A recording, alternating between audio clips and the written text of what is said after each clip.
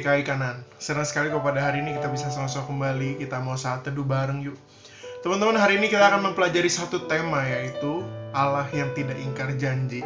Allah yang tidak ingkar janji.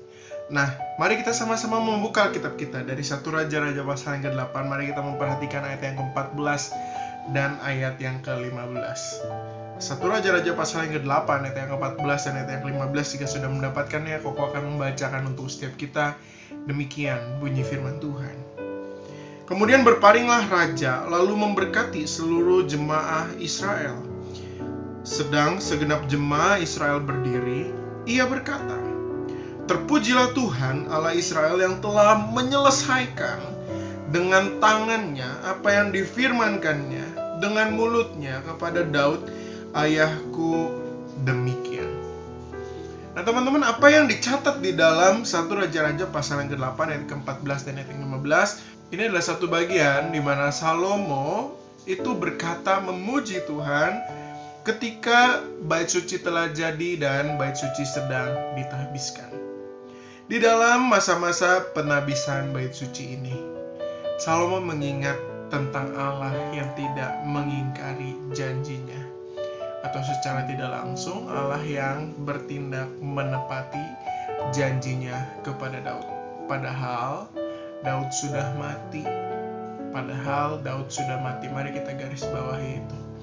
Teman-teman, mari kita pada bagian ini menyadari bahwa begini, ketika Tuhan sudah berfirman, Tuhan pasti akan genapi. Tidak peduli kapan waktunya itu, tapi Tuhan pasti akan genapi. Dan demikian juga di dalam hidup kita, rekan-rekan semua. Tuhan pasti akan menggenapi perkataannya. Tuhan pasti akan menggenapi semua firman-Nya, rancangan-rancangan yang indah yang Tuhan telah siapkan untuk engkau, untuk saya, untuk setiap kita. Tuhan pasti akan genapi itu semua. Cuma pertanyaannya adalah, apakah kita memiliki kesabaran untuk menanti setiap penggenapan janji yang Tuhan berikan itu bagi kita? Atau justru kita malah tipe-tipe yang marah ke Tuhan, berkata, "Mana Tuhan, ini janjinya gak kelar-kelar, saya gak dapet nih janjinya. Gimana sih, katanya Tuhan mau menolong saya, Tuhan mau pimpin saya, mana?" Teman-teman, kalau itu adalah sikap hati engkau, sesungguhnya itu tidak sesuai dengan apa yang firman Tuhan catat. Bahwa sesungguhnya kita sebagai umat Allah, yang harus kita lakukan adalah kita terus hidup setia sambil menantikan janji Tuhan. Karena kita tahu bahwa Tuhan tidak pernah mengingkari janjinya. Ada sebuah pujian berkata, "Ia tak pernah gagal dan Ia tak pernah lalai, karena Ia adalah Allah." Nah teman-teman, mari kita sama-sama belajar dan kita menjadikan ini sebagai satu sukacita kita. Karena apa yang Tuhan telah firmankan kepada kita, pasti Tuhan akan genapi dan tidak ada satupun yang akan Tuhan hindari. Itulah sebabnya, ayo kita bersukacita hari ini.